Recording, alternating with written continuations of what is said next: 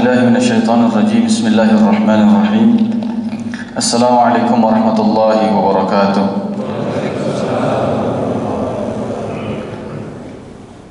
الحمد لله رب العالمين، والعاقبة للمتقين ولا عدوان إلا على الظالمين. أشهد أن لا إله إلا الله وحده لا شريك له، وأشهد أن سيدنا محمدا عبده ورسوله لا نبي ولا رسول بعده.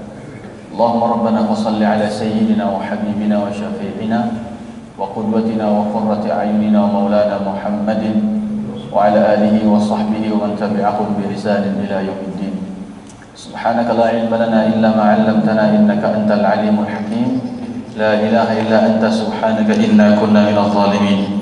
اللهم لا سهل إلا ما جعلته سهلا وأنت تجعل الحزن إذا شئت سهلا. اللهم علمنا ما ينفعنا وانفعنا بما علمتنا وارزقنا علوما تنفعنا في ديننا ودنيانا وآخرتنا برحمتك يا أرحم الراحمين. طبتم وطاب منشاكم وتبوأتم من الجنة منزلا. أما بعد. Alhamdulillah, kita bersyukur kepada Allah Subhanahu wa taala sampai hari ini masih diberikan kesempatan oleh Allah untuk terus bermunajat dan berharap agar Allah sampaikan kita pada bulan Ramadan dalam kondisi harap cemas, ya. Harap tapi juga kita cemas. Harap sampai tapi cemas tidak sampai. Hari Senin yang lalu sebelum kajian maghrib di Pelni, saya dibisiki sama salah seorang pengurus DKM, Ustadz, katanya, mohon maaf saya nggak bisa ikut hadir sebab jamaah aktif kita baru saja meninggal jam 5:30, gitu ya. Jam 5:30. Saya tanya, yang mana Pak orang yang biasa ini? Beliau biasanya duduk di mana? Kemudian kata yang menyampaikan itu, Ustadz, yang biasanya di sebelah kanan Ustadz duduknya yang nyender, katanya begitu. Masya Allah. Kata beliau, di Pelni Pak, bukan di Babul Jannah. Pelni. Kemudian saya penasaran. Selesai Isya kita takziah. Kemudian nanya, akhirnya diambilkanlah foto itu dari dalam rumah, Allah yarham. Kemudian ini saat itu, oh, saya bilang, Masya Allah, terbayanglah, teringatlah.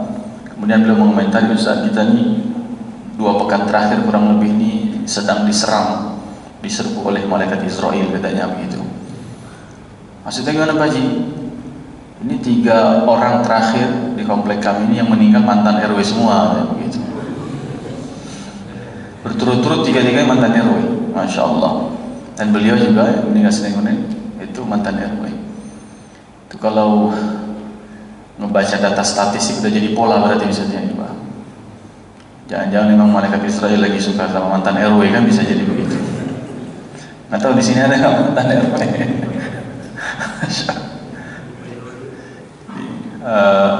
Sakit jantung beliau rahimahullah, meninggal di harapan kita, ya. Padahal rajin sekali senam, ya, katanya. Rajin sekali senam dan seminggu itu bisa 2 kali. Justru pulang senam itulah kemudian langsung pingsan. Jadi serangan jantung, ya. Sempat dipasang ring, tapi kemudian setelah dipasang malah drop, dan itu pun yang sudah kedua kali dipasang. Maka belum tentu rajin senam bisa panjang umur juga Pak, gitu ya. Ternyata Israel juga suka sama yang rajin senam, kira-kira begitu, ya. Nah, ini maksud saya apa? Hari demi hari kita menuju Ramadan ini, hari demi hari yang kita sama-sama belum tentu sampai ini, ya. Belum tentu sampai. Sekarang hari Sabtu pekan depan tanggal 22, ya, sekitar 14 hari lagi atau 13 hari lagi kalau kita tarawihnya mulai tanggal 28, kira-kira gitu, ya, hari Jumat insyaallah. Nampaknya Sya'bannya kemungkinan 29 hari. Ala kulli hal, tentu kita bersyukur terus kepada Allah sambil terus berharap dan bermunajat agar Allah sampaikan kita pada bulan Ramadan yang akan datang. Kemudian yang kedua, salawat dan salam kita hadiahkan kepada suri tauladan kita Nabi Allah Muhammad sallallahu alaihi wasallam, Semoga dengan salawat dan taslim yang kita sampaikan kelak menjadi wasilah yang mengantarkan kita mendapatkan syafaat dari beliau. Amin ya Allah ya Rabbal Alamin. Jamaah sekalian yang dimuliakan Allah, kita masih di ayat ya wa ma huwa bil hazl. Ya. Al-hazl maknanya adalah al-batil dan la'ib atau diddul jid. Ya, jid itu kesungguhan, hazl berarti ya, bercanda. Ya. Kemudian juga Al-Quran itu bukan sesuatu yang laisa al-Quran bil batil wal la'ib. Quran bukan sesuatu yang mengandung kebatilan. Tidak ada satupun hurufnya kecuali semua benar. Tidak ada satupun harokatnya kecuali semua benar. Bahkan tidak ada satupun titik kecuali semua benar. Ya. Antara titik di bawah huruf ba dengan titik di atas 2 huruf ta dengan titik di atas 3 huruf sa, semuanya benar. Bukan rekayasa Nabi Muhammad SAW, bukan buatan beliau. Maka Allah mengatakan bahwa wa huwa bil hazl. Al-Quran ini tidak ada satupun kebatilan dari sisi teksnya apalagi maknanya. Dan ini juga sudah dibuktikan oleh banyak ya, cendekiawan ketika mereka menulis buku gitu ya. Al-Quran ini punya konsistensi yang luar biasa. Apa yang dikatakan dalam surat Al-Baqarah tentang Bani Israel, tentang Nabi Musa, itu juga yang berulang dengan kisah yang sama dengan segala konsistensinya dalam surat-surat yang lain. Apa yang Allah sampaikan tentang hari kiamat, begitu juga konsistensinya Allah sampaikan pada ayat-ayat yang lain. Tentang proses penciptaan manusia, tentang proses siklusnya air, tentang kemudian proses tumbuhnya tanaman sampai berguguran daunnya, tentang kemudian bagaimana isi surga, bagaimana tentang isi neraka, dan seterusnya. Itu konsistensinya terjaga gitu ya. Karya tulis sebaik apapun itu kadang-kadang apa yang disampaikan di awal gitu ya. Karena menulis itu tidak langsung sekaligus, datang pikiran baru tulis lagi, datang ide baru sambung lagi, kan begitu biasanya. Maka seringkali dan selalu inkonsistensi itu hadir ya. Makanya ada proses editing ya, ada proses kemudian perbaikan dan seterusnya. Nah, Al-Quran karena dengan penjagaan Allah Subhanahu wa taala sebagaimana Allah sampaikan dalam surat Al-Hijr ayat 9, inna nahnu nazzalna dzikra wa inna lahu lahafizun, maka Allah menjaga Al-Quran dari segala kebatilan itu. Atau ada orang-orang yang memang dengan tangan-tangan kebatilannya ingin mendistorsi Al-Quran baik secara teks atau kemudian penafsiran ya, kitab tafsir ya, yang ketika maknanya menyimpang itu bisa ketahuan, bahkan bisa dikatakan tanda petik gak laku kitab tafsirnya ya. Contoh beberapa kitab tafsir yang ditulis oleh tokoh-tokoh Mu'tazilah ya, kitab-kitab tafsir yang ditulis oleh tokoh-tokoh Syiah misalnya, itu bisa dikatakan tidak sementereng ya, tafsir Tabari, tafsir Ruhul Ma'ani Al-Alusi, tafsir Jami' al-Ahkam Al-Qurtubi, kemudian tafsir Al-Kabirnya Imam Ar-Razi, kemudian Ibnu Katsirnya tafsir Quran Azim ya. Apalagi orang Indonesia ini tafsirnya jalan lain gitu ya. Kemudian Wasitnya Tantawi dan seterusnya. Bahkan Al-Munir, tafsir Munirnya punya Syekh Wahbah Zuhaili juga lebih mentereng gitu, lebih masyhur, banyak dikaji, banyak dipelajari. Tapi salah seorang ulama Mu'tazilah itu ada namanya Az-Zamakhsyari. Dia punya tafsir namanya Al-Kasyaf. Memang secara bahasa bagus, secara pendekatan bahasa sangat baik gitu ya, karena memang beliau ahli bahasa. Tapi dari sisi penafsiran yang lain, itu siapa di antara kita yang sering membahas Al-Kasyaf ya? Paling mereka yang belajar bahasa Arab, belajar adab, belajar balaghah, itu menggunakan tafsir itu. Ala kulli hal, Al-Quran Allah betul-betul jaga baik secara teks ataupun makna dari segala kebatilan-kebatilan yang sengaja didistorsikan oleh tangan-tangan yang menginginkan kerusakan dan pengerusakan dalam Al-Quranul Karim. Kemudian yang kedua, Al-Quran wa ma huwa bil hazl, maknanya wa ma huwa bil la'ib. Al-Quran bukan permainan. Permainan itu konsekuensi permainan apa? Hah?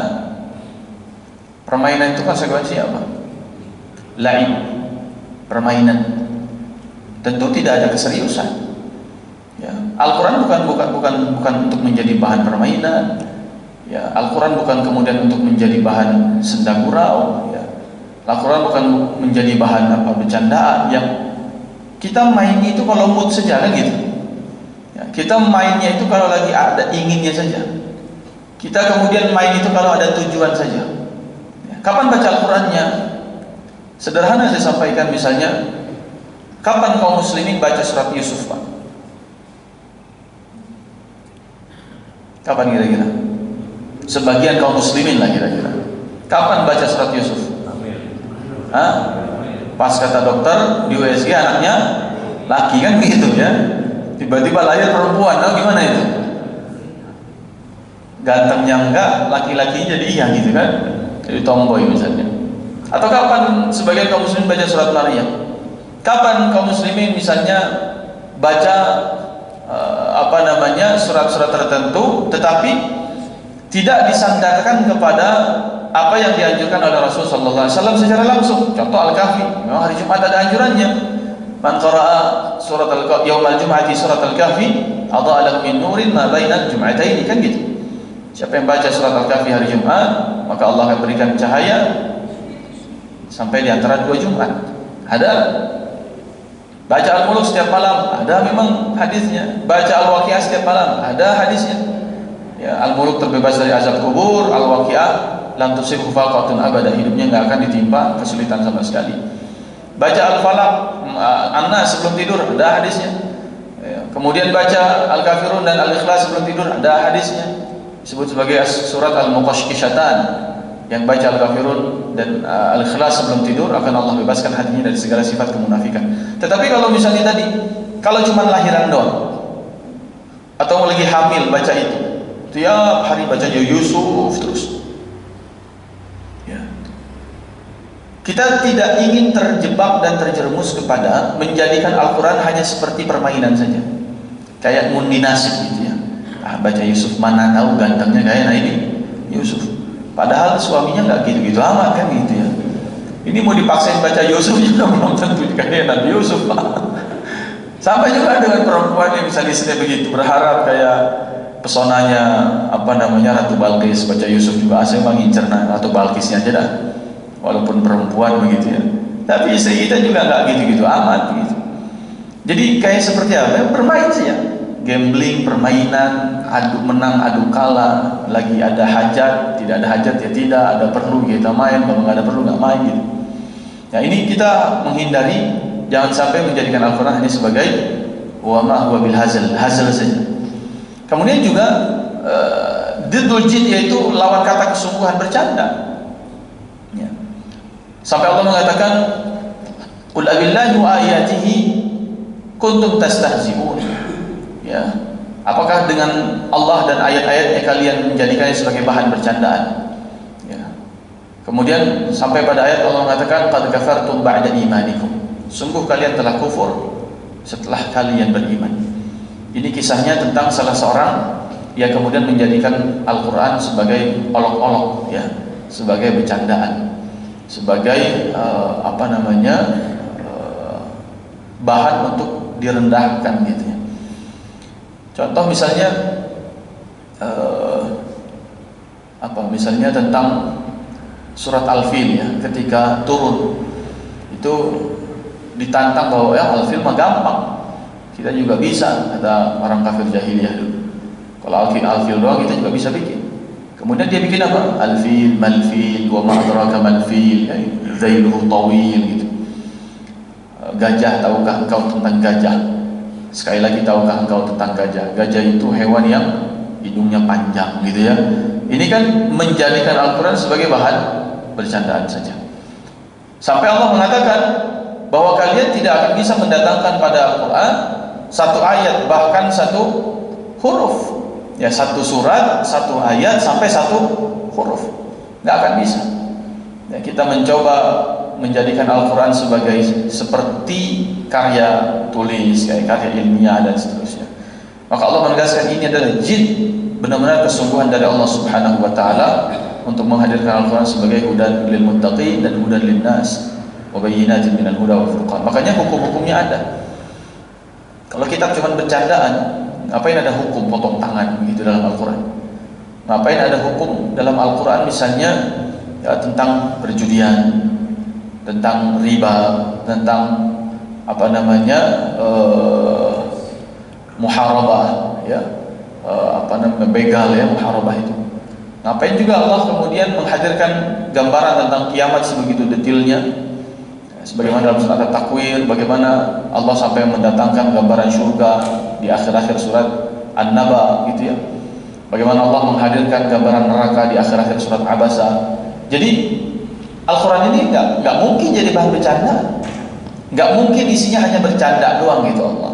Tapi Allah dengan semua ayatnya sungguh-sungguh menjadikan Al-Quran ini sebagai pedoman hidup kita, sebagai tuntunan hidup kita, sebagai petunjuk bagi kehidupan kita.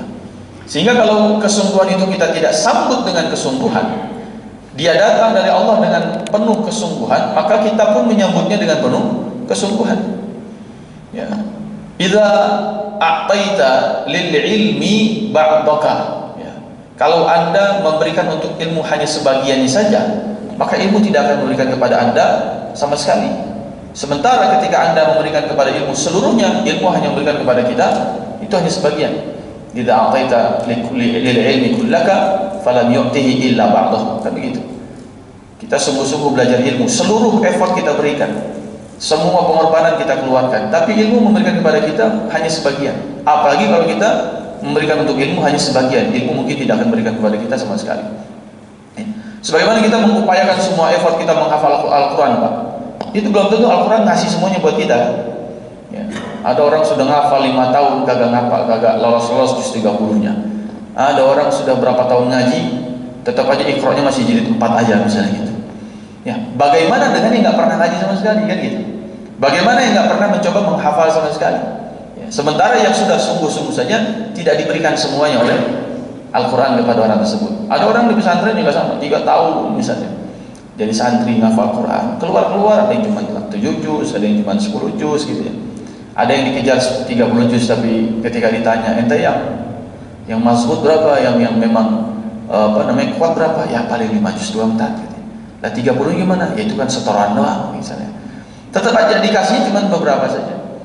Maka dia harus kita sambut dengan segala bentuk kesungguhan. Sungguh-sungguh ketika membaca, sungguh-sungguh ketika menghafalkan, sungguh-sungguh ketika mencoba memahami maknanya, mendalami kandungannya, mempelajari tafsirnya dan seterusnya, sampai bersungguh-sungguh untuk mengamalkan Al-Quran dengan segala isinya sebagaimana hak-hak Al-Quran yang disampaikan oleh Ibnu Qayyim Al-Jauzi ketika membahas tentang surat Al-Furqan ayat 30 ya. Beliau mengomentari Al-Quran punya hak dari mulai membaca, kita membacanya, menghafalkannya, mentadabburi dan memaknainya dengan tafsirnya, mengamalkan dan mengajarkan atau mendakwahkan serta mensyiarkan. Jadi kesungguhan inilah yang kita dituntut oleh Allah Subhanahu wa taala dalam konteks berinteraksi dengan Al-Qur'anul Karim. Nah, jamaah sekalian yang dimuliakan Allah Subhanahu wa taala, berikutnya adalah innahum yakiduna kaida. Sesungguhnya mereka itu melakukan tipu muslihat kaid. Ya. Siapa mereka yang dimaksud adalah a'da Allah. Yakiduna kaida ay yamkuruna bi Muhammadin wa ashabihi makra. Mereka itu orang-orang yang musuh-musuh Allah Subhanahu wa taala. Itu selalu menyusun, selalu yakiduna, selalu. Fi'il mudhari yufidul istimrar wa dawam. Fi'il mudhari itu menghadirkan makna kesenantiasaan, ya, keberlanjutan, ya, terus menerus, kontinuitas gitu. Jadi mereka itu selalu merancang yang kurun makar, merancang yakiduna tipu muslihat, ya, kepada siapa? Bi Muhammadin wa ashabihi, kepada Nabi Muhammad SAW dan juga sahabat-sahabatnya. Kalau dalam konteks kita hari ini berarti semua orang yang benar-benar menjadikan Al-Quran dan menerima Al-Quran dengan kesungguhan, itu siap-siap untuk mendapatkan makar dari para musuh Allah Subhanahu wa taala. Jadi kalau hidup kita masih biasa-biasa saja, itu berarti konteks interaksi kita dalam Al-Quran belum sampai puncak. Tapi mereka-mereka yang berjuang, ya, membumikan Al-Quran, menghidupkan Al-Quran, mensyiarkan Al-Quran, menghadirkan syariatnya, mendakwahkan nilai-nilainya, sampai kemudian memperjuangkan isinya, itu siap-siap Allah katakan innahum yakiduna kaidah. Kalau orang soleh Pak, itu nggak akan diganggu lah. Tapi kalau orang sudah menjadi muslim, itu pasti diganggu. Ya, Rasulullah SAW sebelum diangkat menjadi nabi, nggak ada yang ganggu beliau. Ya, keluarganya malah senang dengan kelahiran beliau kan. Kemudian orang-orang muji beliau dengan Al-Amin ketika peristiwa pengangkatan batu Hajar Aswad. Ya, tidak ada yang meledek beliau sebagai orang gila, tukang sihir dan seterusnya. Tapi ketika sudah ingin menyampaikan Al-Quran, mensyiarkan Al-Quran, mendakwahkan Al-Quran, membumikan Al-Quran, menghidupkan nilai-nilainya, sudah menjadi bukan lagi saleh tapi muslim, menghadirkan perbaikan dan kebaikan. Nah, disitulah konsekuensinya dimulai. Ya, dimusuhi, dijauhi, disiksa, diintimidasi, dimarginalkan, gitu ya. Kemudian diisolasi, diembargo secara sosial dan ekonomi Nabi SAW ketika itu. Kemudian para sahabatnya disiksa luar biasa, ada yang dibunuh, ada yang syahid. Ya, mau tidak mau kemudian angkat pedang, ya, di perang-perang yang ada di Madinah. Kemudian juga, ya, tidak sedikit yang meledek beliau dengan segala cemoohannya. Hatam lah kira-kira, mau dipanggil apa juga ada. Asatirul awwalin, kemudian sahirul majnun, ya, tukang sihir, orang gila, pembual, dan seterusnya. Begitu juga dengan kita. Ya. Kalau kita mau hidup tanpa yakiduna kaidah, ya hidup kita soleh saja. Tapi kalau soleh saja, ya tentu Nabi tidak akan berdakwah.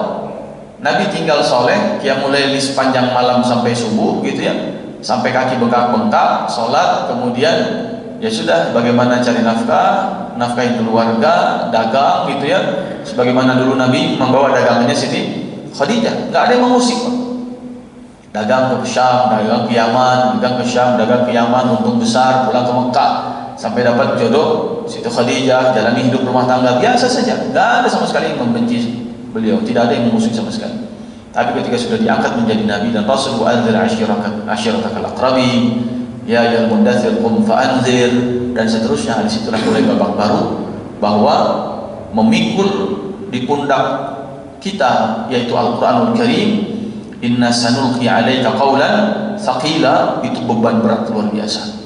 Nah, ketika sudah mendapatkan amanah dari Allah itu, sudah bebannya berat, siap-siap innahum yakiduna kaidah. Ya. Saudara-saudara kita misalnya di Palestina, di Gaza sana, atau di Suriah sana, kan mereka ingin menghadirkan Al-Quran dengan kalimat la ilaha illallahnya. Fa'lam annahu la ilaha illallah di Suriah itu. Tantangan besar, karena mantan presidennya itu, si Bashar Assad itu kan menggaungkannya bukan la ilaha illallah, tapi la ilaha illa Bashar. Tidak ada Tuhan selain Bashar. Ini Fir'aun hari ini. Tidak ada Tuhan selain Bashar, dan itu sudah terjadi sejak 2011. Ya, saya dapat cerita langsung ketika masih di Mesir, ya, ketika Suriah masih sedang bergolak. Itu ada salah seorang ummahat yang datang dari Suriah menceritakan kondisi bagaimana orang-orang di sana itu dikubur hidup-hidup, kemudian dipaksa mengatakan la ilaha illa Bashar, kalau enggak dieksekusi. Ada seorang ibu yang punya 4 orang anak, setiap anaknya sebagai jaminan, ibu harus mengatakan la ilaha illa Bashar, kalau enggak yang satu dieksekusi depan sang ibu. Mau ngomong lagi la ilaha illa Bashar, enggak mau, yang keduanya dieksekusi. Sampai 4-empatnya kemudian juga dieksekusi di depan seorang ibu tadi, karena tidak mau mengatakan la ilaha illa Bashar. Dan ini juga sama dengan kisah yang di akhir atau di awal surat Al-Buruj yang kita sudah sampaikan itu. Bagaimana komitmen untuk mempertahankan agama, dakwah itu yang dilalui oleh seorang anak muda, ghulam, ashabul ukhdud, ya, yang makarnya, siasatnya langsung diambil alih oleh penguasa Dzunnuwas saat itu. Ya, dia merencanakan bagaimana ini anak muda harus mati, harus tewas, bawa ke laut, ceburin, kapalnya terbalik, bawa ke gunung, lemparin, ternyata gunungnya bergoncang, semuanya malah jatuh ke gunung, dia selamat sendiri, pulang lagi ke istana. Nah, konsekuensi ini itu selalu hadir. Maka Allah katakan innahum yakiduna. Artinya apa? Ketika kita menyaksikan, melihat ada ustaz-ustaz kita, tokoh-tokoh kita, para alim ulama kita yang berdiri di jalur dia menerima yakiduna kaidah, berarti dia sedang menjalankan Al-Quran. Ya, dia sedang menghidupkan dan memperjuangkan nilai-nilai Al-Quran. Dia sedang tidak lagi memikirkan tentang bagaimana keluarganya, nafkah keluarganya, bagaimana tentang keselamatan dirinya dan seterusnya. Nah, tetapi Allah Subhanahu wa taala kemudian mengatakan apa? Wa aqidu kaidah, tenang saja. Ya. Mereka punya siasat, aku punya siasat. Mereka makar, aku punya makar. Ya. Wa makaru wa makarallahu wallahu khairul makirin. Mereka punya makar, Allah punya makar, dan Allah sebaik-baik pembuat makar. Innahum yakiduna kaida wa akidu kaida. Mereka selalu bikin siasat, saya juga punya siasat, kata Allah. Jadi berbalas. Ya. Nah, ujazihim jazaa kaidihim. Saya juga akan balas kok. Ya. Tidak akan saya biarkan siasat mereka, kecuali semua saya sertai dengan balasan dari siasat saya, kata Allah. Makanya kapan datangnya siasat Allah, kapan datangnya pertolongan Allah, ya bukan tugas kita untuk mendikte itu. Ya, yang penting kita berada di jalurnya siapa? Yang yakiduna atau yang berada di jalur akidu kaidahnya. Ya, contoh ketika Khabbab bin Al-Arat, ya, ketika pertama kali datang kepada Rasulullah SAW mengadukan kepada Nabi beratnya siksaan karena berada di jalur atau di softnya baginda Rasulullah SAW, di barisan Nabi Muhammad SAW, dalam kondisi bagian tubuh beliau, bagian belakang itu sobek, dan memang disiksanya dengan cara disobek. Jadi ditanamlah besi-besi panas itu seperti kayak gear gitu, ya, ditanamlah besi itu di padang pasir, kemudian diseretlah dalam kondisi terlentang. Jadi bagian punggungnya itu sobek dari mulai tulang belakang sampai ke tulang ekor. Kemudian dia buka bajunya di hadapan Rasulullah SAW. Ya Rasulullah, lihatlah ini. Ya, siksaan yang aku terima dari tuanku, dari majikannya. Ya. Kemudian dia mengatakan, mata Nasrullah. Kapan turun pertolongan Allah? Ini Allah nggak bantuin kita apa? Allah nggak nolongin kita apa? Allah nggak menangin kita ya? Sampai kapan kita begini? Sampai kapan kita sabar? Nabi menenangkan dengan cara apa? Justru umat-umat sebelum kalian itu, kata Nabi SAW, mereka mendapatkan siksaan yang lebih berat. Di antara mereka ada yang diletakkan minsyar, gergaji di atas ubun-ubunnya, kemudian digergaji badannya sampai terbelah dua. Di antara mereka ada yang punggungnya disetrika dengan besi panas. Tapi mereka tetap istiqamah. Nah, itu jalur da'wul salihin, da'wul anbiya, da'wul awliya. Memang jejaknya para wali, para nabi, orang-orang saleh ya begitu jalurnya. Dan itu Nabi kuatkan kepada para sahabatnya. Ketika melewati keluarga Yasir, didapati istrinya dalam kondisi sudah syahidah, ya Sumayyah itu radhiyallahu anha, ditusuk dengan tombak, dari kemaluannya tembus ke jantungnya. Kemudian Yasir pun disiksa, Ammar pun disiksa dalam kondisi rintihan. Nabi dengan segala hiburannya menghibur mereka. Sabran ala Yasir fa inna maw'idakumul jannah. Wahai keluarga Yasir, bersabarlah, karena janji Allah untuk kalian adalah tempat di surga. Jadi tidak menjanjikan kapan pertolongan Allahnya, ya, karena pertolongan Allah itu ya bukan urusan kita, kapan datangnya, bagaimana bentuknya, dan seterusnya. Yang penting berada di jalur mana. Nah, ini konsekuensi ketika kita berada di wa ma huwa bil hazan, berada di jalan Al-Qur'anul Karim. Sebab kalau surga itu mudah-mudah saja, Pak, ya nggak mungkin. Ya, kemudian kita akan dapati semua kemuliaan itu. Sementara ummati al-jannah bil makarih. Ya, surga itu penuh dikelilingi dengan segala sesuatu yang kita tidak sukai. Tapi neraka itu dikelilingi dengan bisyahawat, dengan segala sesuatu yang memang enak-enak, nikmat-nikmat. Kalau surga memang nggak enak-enak. Ya, suruh bangun malam, hafalin Quran, komitmen dengan aurat, kemudian menundukkan pandangan, ya, nggak boleh makan tiap hari misalnya, ada anjuran puasa, bangun salat duha, dan seterusnya. Sabar, lapangkan hati, maafkan, ya, semua ini kan memang perjuangan kita di dunia yang pada akhirnya ya hanya sesaat saja, ya, selepas itu meninggal, ya sudah, kita dengan proses dan perjalanan kehidupan berikutnya di alam yang berbeda dengan alam dunia yang sementara ini. Kemudian jemaah sekalian yang dimuliakan Allah, tafsir yang kedua adalah kata Imam Qurtubi, wa ma awqa'ahu Allah ma auqa'allahu bihim yauma badrin minal qatli wal asr. Ya, wa aqidu kaida, sepanjang di Mekah mereka senantiasa merencanakan pembunuhan atas Nabi SAW dan para sahabatnya, mengusir, lakukan negosiasi, ya, dengan semua perjuangan mereka. Sahabatnya disiksa, keluarga besarnya diembargo, kemudian juga diusir, ya, kemudian pergi ke Taif, lemparin batu, balik ke Mekah, nggak ada perlindungan. Khadijah wafat, Abu Talib wafat, kemudian pamannya pun menghina beliau dan seterusnya. Keluarga besar beliau juga tidak memberikan sokongan. Beberapa keluarganya, Ja'far sudah hijrah ke Habasyah. Dalam kondisi itu, maka kepada siapa lagi kalau bukan kepada Allah untuk menjadi tempat satu-satunya bergantung dan meminta serta bersandar. Nah, terjadilah proses hijrah. Nah, semua rencana mereka yang mereka susun oleh orang-orang musuh-musuh Allah daripada kufar jahiliyah di Mekah itu, maka ketika datang ke Madinah, ternyata belum berhenti juga, tetap merencanakan itu. Dapat peluang, dapat momentum, seolah-olah kafilah dagang Abu Sufyan dikepung, dikejar, mau dirampok dan seterusnya. Akhirnya apa? Dikirim utusan ke Mekah, diminta menyiapkan pasukan besar, sebab kafilah dagang Abu Sufyan sedang dibegal di perjalanan.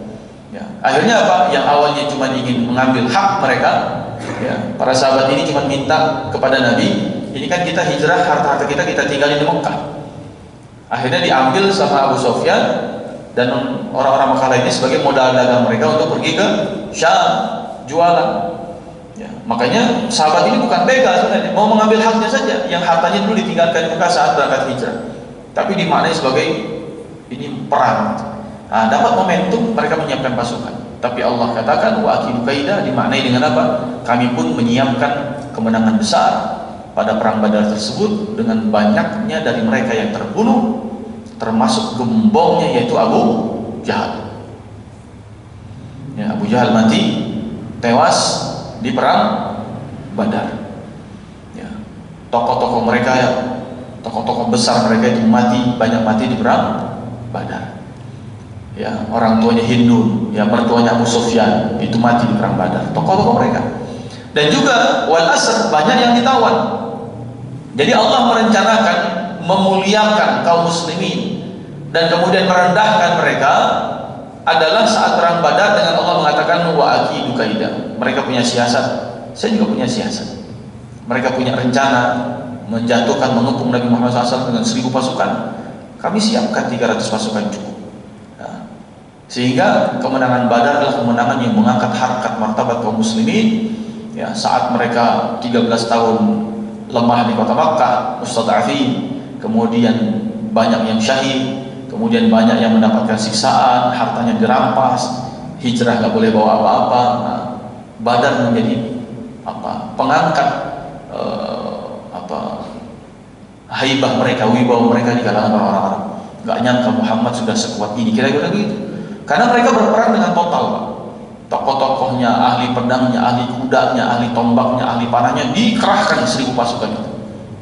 Nah, sehingga jiper juga menyaksikan Muhammad dengan hanya sahabat yang sedikit, diterima di Madinah juga yang mendukung belum semuanya, akhirnya mendatangkan sebuah dendam besar. Lagi-lagi merencanakan perang berikutnya. Gak akan berhenti. Innahum yakiduna kaida. Sekarang oke, di Gaza sedang ceasefire, sedang hudnah, sedang gencatan senjata. Tapi kalau kita kembali kepada ayat ini, saya yakin innahum yakiduna kaida. Nggak akan lama lagi akan terjadi perang lagi. Dan sinyalnya sudah kita tangkap. Ya, banyak analis yang mengatakan, ya, kalaupun bukan Israel yang memulai peperangan kembali di Gaza, tetapi pernyataan Donald Trump lah yang akan memancing perang besar tersebut. Dan itu sudah dikeluarkan rilisnya oleh Al-Qassam bahwa mereka siap menyambut peperangan berikutnya kalau Amerika masuk. Nah, jadi innahum yakidun akan terus, ya, baik perang secara senjata, baik perang secara pemikiran, rencana jahat tentang rencana pembunuhan, rencana kemudian penculikan, rencana misalnya apapun, ya, diusir keluarganya, diancam anaknya dan seterusnya, dihancurkan rumahnya, katakanlah dibakar mobilnya, apapun, ya, itu terjadi. Innahum yakiduna kaida. Dan ini da'bus salihin biasa menjadi jejaknya orang-orang saleh yang memperjuangkan Al-Qur'anul Karim. Kemudian waqila kaidullah ay istidrajuhum min haitsu la ya'lamun. Makna akidu kaida juga kepada orang muslim, ya, yaitu ketika mereka menjadikan Al-Quran sebagai hasil bercandaan, tidak serius, ya, hanya sekedarnya mainan, menganggap semua yang ada dalamnya kebatilan, ya, tidak diambil sebagai rujukan dan juga pedoman serta tuntunan kehidupan dan petunjuk. Maka Allah katakan wa akidu kaidah. Pada akhirnya saya akan membuat tipu muslihat kepada yang bersangkutan dengan cara istidrajuhum min haitsu la ya'lamun. Akan Allah istidrajkan hidupnya. Ya, saya nggak perlu ngapal Quran, hidup saya enak-enak aja. Saya nggak perlu baca Al-Quran tiap hari, rezeki saya lancar-lancar saja. Saya nggak pernah nyentuh Al-Quran, keluarga saya sehat-sehat semua saya. Ya, semua rumah tangga baik, ya, urusan dunia baik, usaha lancar, rezeki berlimpah, ya, semuanya baik-baik saja. Maka kalau dalam kondisi ini, ya, ada dalam kita, wal'iyadzubillah, maka hati-hati dan coba kita renungkan kembali ayat wa akidu kaidah. Jangan-jangan ini bagian dari rencana dan tipu muslihat yang Allah hadirkan. Harusnya apa? Ketika bersama dengan Al-Quran lah kita mendapatkan itu. Tapi kalau tidak bersama dengan Al-Quran, kita malah dilapangkan dunianya. Ini pertanyaan besar.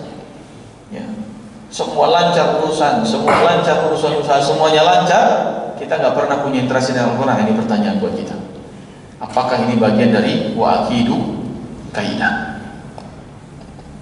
Kemudian jamaah sekalian yang dimuliakan Allah, berikutnya adalah famahilil kafirina amhilhum ruwaida. Ay famahilil kafirin, maknanya akhirhum wa la tas'alillaha ta'jila ihlakihim. Ya. Biarkan saja orang kafir itu, dan jangan pernah minta sama Allah mempercepat menghancurkan mereka. Ya. Ini poin yang luar biasa. Kalau kita kembali kepada sirah baginda Rasulullah SAW, jamaah sekalian yang dimuliakan Allah, ketika mereka yang memusuhi Nabi SAW bahkan sampai mengusir, menyiksa, melempari batu, ditawarkan oleh malaikat Taif, penjaga bukit Taif, mau enggak ya Muhammad, saya timpakan mereka. Kau minta sama Allah, Allah perintahkan saya untuk menimpakan bukit Taif kepada mereka. Kata Nabi, jangan, dah, tak usah. Ini makna famahilil kafirin, biarin saja. Orang kafir itu biarin saja. Jangan minta ya Allah laknat mereka, hukum mereka. Nabi Muhammad ini tidak seperti nabi-nabi yang lain. Kalau Nabi Nuh itu doa sekali doa apa? La tadhar 'alal ardi minal kafirin dayyara.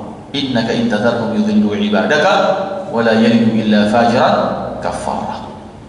Ya Allah, habisi semua rumah-rumah mereka, jangan kau sisain satu pun rumah, ya, di atas muka bumimu dari kalangan umatku ini yang mengingkari dakwahku ini. Jadi sampai minta dihancurkan sampai ke rumah-rumahnya juga. Habisi semua ya Allah. Itu doa Nabi Nuh. Ya. Anzil alaihim hijaratan minas sama. Ya. Turunkan kepada mereka batu dari langit. Hujani mereka dengan batu dari langit. Timpakan mereka azab dan seterusnya dan seterusnya. Tapi Rasulullah SAW famahilil kafirin amhilhum ruwaida, ada dalam konteks Allah itu memang menunda, ta'jil ihlak, ya, penghancurannya itu tidak disegerakan.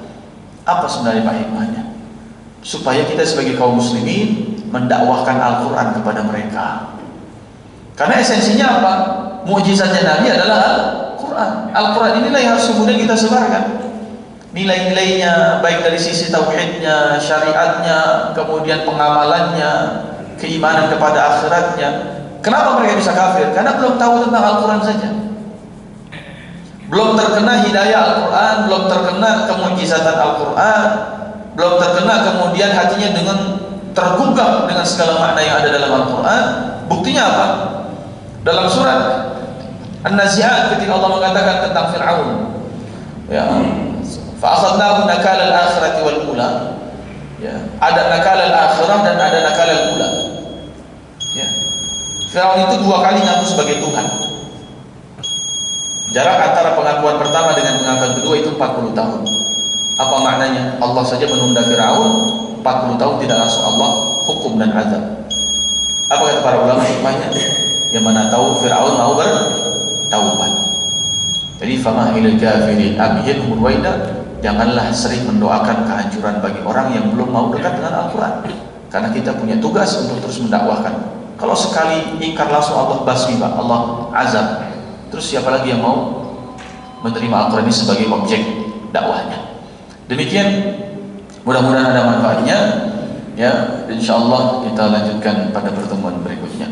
Aku qouli hadza wa astaghfirullah li wa lakum. Wassalamualaikum warahmatullahi wabarakatuh.